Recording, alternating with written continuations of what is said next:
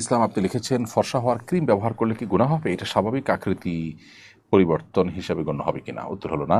ফর্সা হওয়ার ক্রিম ব্যবহার করলে আসলে আমাদের আকৃতি পরিবর্তন বলতে যেটা বোঝায় সেরকম কিছু হয় না, বিধায় এটা ব্যবহার করা হারাম হবে না। তবে আমরা যখন প্রসাধনী ব্যবহার করব, সতর্ক থাকতে হবে এগুলোতে হারাম কোনো উপাদান আছে কিনা।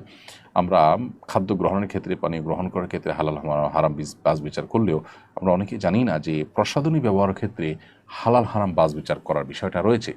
আপনি দেখবেন যে ইয়াহুদি যে পণ্যগুলো বয়কট করার জন্য আহ্বান করা হয়, তাদের পণ্যগুলোর তালিকার মধ্যে সবচেয়ে দীর্ঘ তালিকা হলো এই প্রসাধনী রিলেটেড পণ্যগুলো।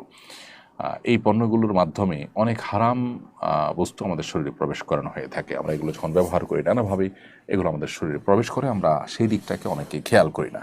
অতএব সেখানে হালাল হারাম বিষয়টাকে বিশেষভাবে আমাদের বিবেচনা আনতে হবে। তবে মৌলিকভাবে ফর্সা হওয়ার ক্রিম ব্যবহার করাটা নিষিদ্ধ নয়।